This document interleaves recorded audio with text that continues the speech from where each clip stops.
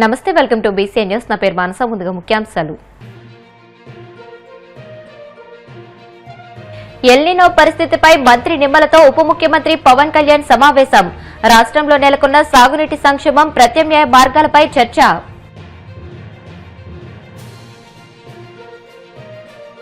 NTR trust తో 29 ఏళ్లుగా ప్రజలకు సేవ చేస్తున్నట్లు వెల్లడించిన నారా భువనేశ్వరి. కుప్పం ప్రజల ప్రేమాభిమానాలే తమ కుటుంబానికి కొండంత బలమని వ్యాఖ్య.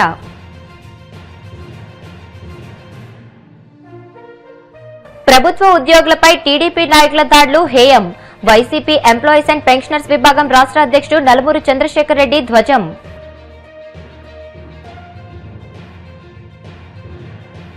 భోగాపురం అంతర్జాతీయ విమానాశ్రయ ప్రారంభోత్సవ కార్యక్రమానికి 7,000 మంది పోలీస్ సిబ్బందితో భారీ బందోబస్తు. విజయనగరం జిల్లా ఎస్పీ దామోదర్ వెల్లడి. సూపర్ ఎల్నినో సమయంలో ప్రతి నీటి బొట్టు ఎంతో విలువైందని, కాలువల్లో పూడిక తీయడం, గేట్లు లీకేజీలు లేకుండా మరమ్మతులు చేయడం వంటి చర్యల ద్వారా నీటి వృధాను అరికట్టాలని ఉప ముఖ్యమంత్రి పవన్ కళ్యాణ్ సూచించారు.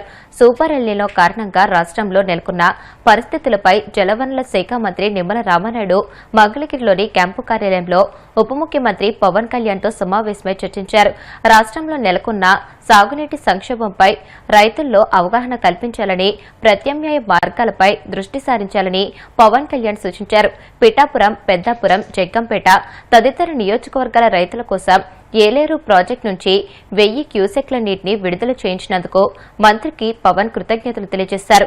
నీటి కొరత పరిస్థితులను పరిశీలించేందుకు ఏలేరు ఆయకట్టు ప్రాంతాల్లో పర్యటనకు వెళ్తున్నట్టు మంత్రి నిమ్మల తెలియజేశారు.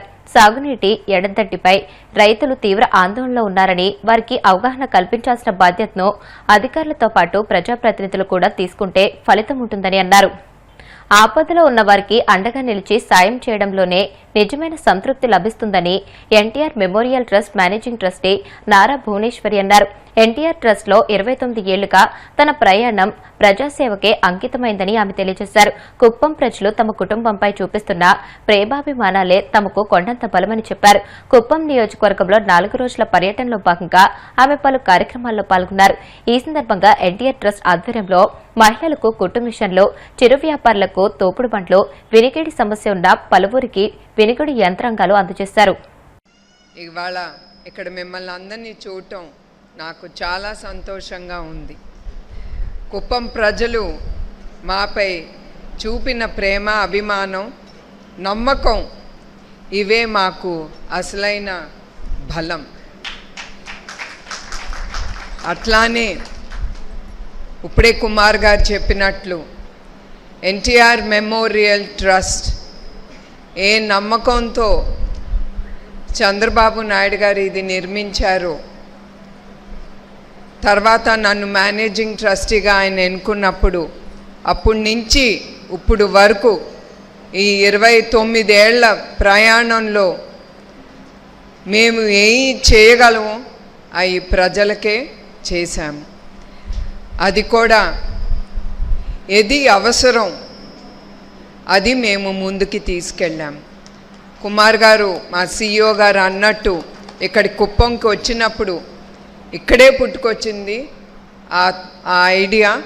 మనం ఏదో ఒకటి మహిళలకి చెయ్యాలి, ఇక్కడ ఉండే మహిళలకి మనం చేస్తే వాళ్ళ కాళ్ళ మీద వాళ్ళు నిలబడాలి అని ఎప్పుడు నాకుండే ఆ నమ్మకం మహిళల పైన. ఎందుకంటే చంద్రబాబు నాయుడు గారు ఆయనే నన్ను ప్రోత్సహించారు. నేను ఎప్పుడు బయటికి రానప్పుడు ఆయన నన్ను ఎగ్జిక్యూటివ్ డైరెక్టర్గా హెరిటేజ్లో కూర్చోబెట్టినప్పుడు నాకేమీ తెలియదు. కానీ మీ అందరు ఇక్కడ ఉండే వాళ్ళందరికీ ఒకటే చెప్పదలుచుకున్నాను, ఎస్పెషలీ మహిళలకి. నాకు తెలియదు, నాకు అలవాట్లేదు, నేను చెయ్యలేను అనేది మీరు అనుకోకూడదు. దేవుడు ఎప్పుడూ ఇవ్వడు. లైక్ ఇప్పుడు ట్రస్ట్ ఉంది, మీరు నేర్చుకోవచ్చు, అది మీ కాళ్ళ దగ్గర ఉంది.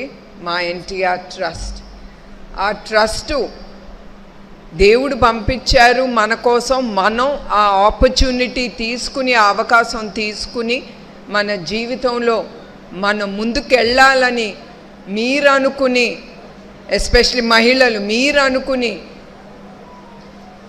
మీరు దీంట్లో జాయిన్ అయ్యి మీ జీవితాల్లో మీరు స్థిరపడాలి. ఇప్పుడే ఒక మహిళ అన్నారు, బ్యూటీ పార్లర్లో ఆవిడ కోర్స్ తీసుకుని ఆవిడ ఓపెన్ చేశారని ఒక బ్యూటీ పార్లర్.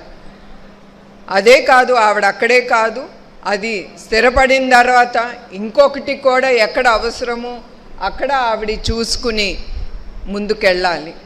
అక్కడితోనే మీరు ఆగకూడదు. ఇది బాగుందా, ఇదే ఇంకొక చోట్లో నేను మొదలు పెట్టగలను, ఒక మేనేజర్ని పెట్టుకుని నేను ముందుకు తీసుకెళ్ళగలను అనే ఆలోచనతో మీ మహిళలు ఎప్పుడూ ఉండాలి. ఎస్పెషలీ మన మహిళలకి మన ఇంట్లో మన మగవాళ్ళ కంటే మన మహిళలకి ఎక్కువ శక్తి ఉంది. ఒక పని కాదు, ఒకే రోజులో మనం 10 పనులు చేయగలం. మన భర్తలు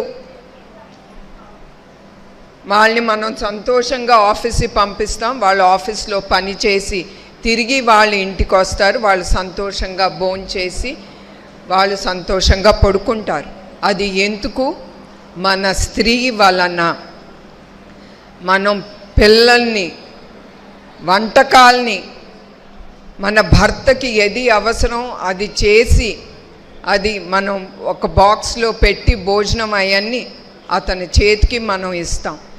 అతను ఆ సంతోషంతోనే వెళ్ళి సంతోషంగా అతను ఆఫీస్లో పనిచేసి తిరిగి రావాలి. అది మన స్త్రీలో ఉన్న గొప్ప శక్తి.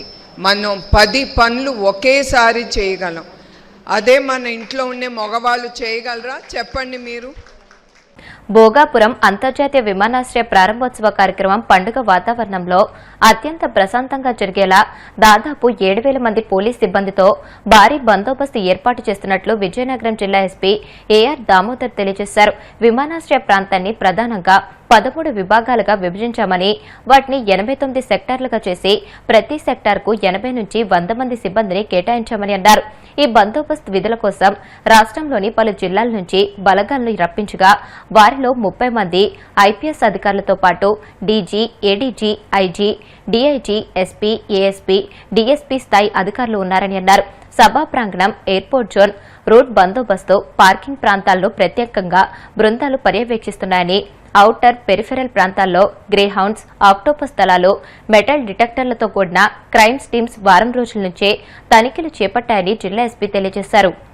మన విజయనగరం జిల్లాలో అల్లూరి సీతారామరాజు ఇంటర్నేషనల్ ఎయిర్పోర్టు భోగాపురంలో ప్రారంభం కానుంది. దీనికి గౌరవ ప్రధానమంత్రి గారు, గౌరవ ముఖ్యమంత్రి గారు, గౌరవ ఉప ముఖ్యమంత్రి గారు, అలాగే గవర్నర్ గారు, 2 రాష్ట్రాల గవర్నర్లు, అలాగే నారా లోకేష్ గారు, అలాగే డిఫరెంట్ డిగ్నిటరీస్ అందరూ కూడా అటెండ్ అవుతున్నారు. వీళ్ళతో పాటు వివిఐపీలు, విఐపీస్, అలాగే ఇతర రంగాలకు చెందినటువంటి ప్రముఖులు, ముఖ్యంగా రైతులు, ప్రజలు దాదాపు 3 లక్షల మంది ఈ మీటింగ్కి హాజరవుతున్నట్టు మనకు సమాచారం ఉంది.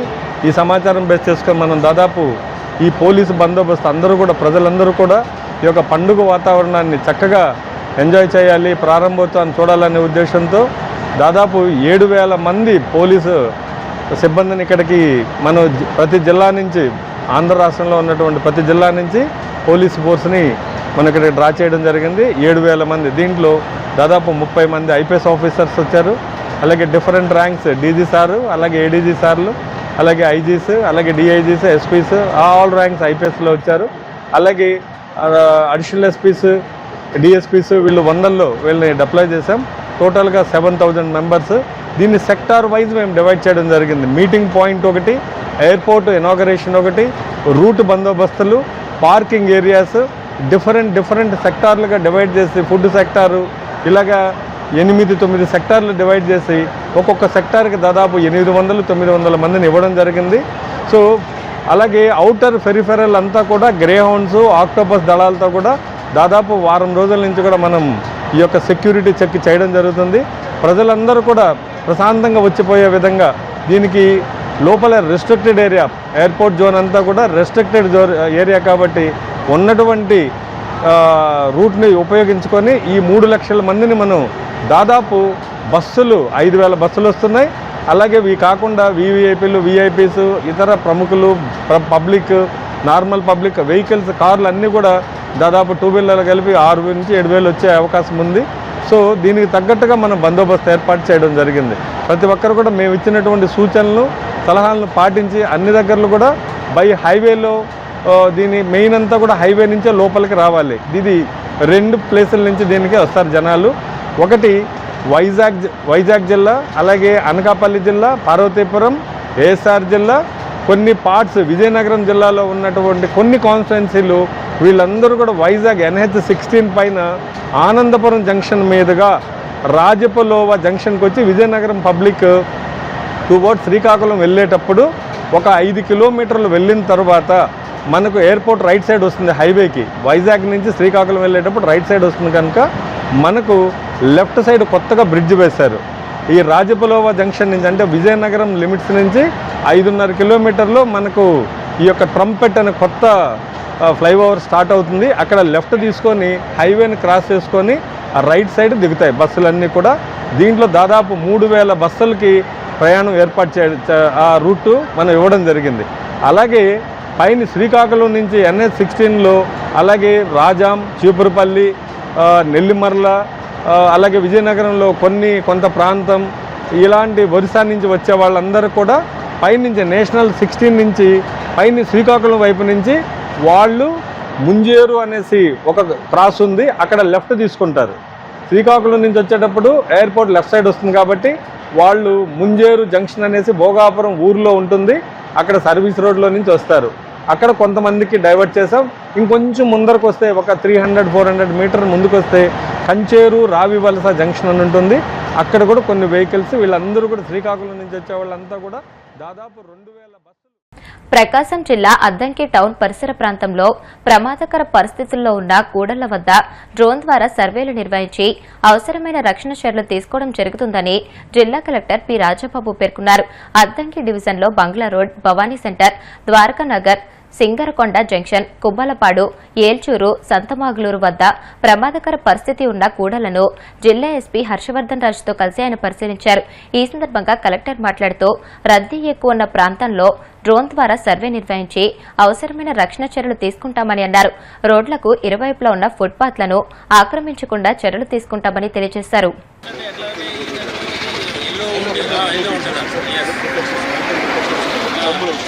రంగులు వస్తుంది, సౌండ్ వస్తుంది, అక్కడ రోల్ పాల ముందు వేస్తున్నాం మామూలుగా ముందు ఉన్నాయి.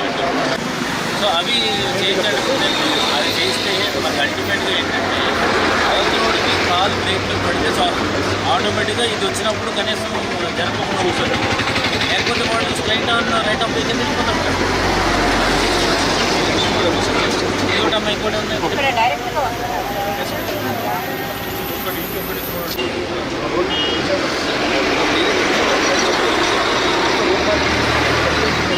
బస్సు సరుకునే ముందు వచ్చేది ఇక్కడ నుంచి 7 సెట్ బ్యాక్ 30 మీటర్స్ వరకు వేస్తుంది.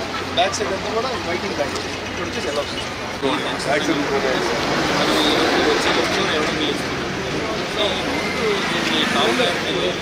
కనీసం ఆ కలర్ కూడా లేదు, అది వైట్ కనిపించదు. తర్వాత మీరు రెగ్యులర్ చేసుకుంటారు. ముందు అయితే మాత్రం ఆ రేడియం చేస్తే వాడికి కనిపిస్తుంది, ఫస్ట్ కనిపిస్తుంది. అర్థమైంది. తర్వాత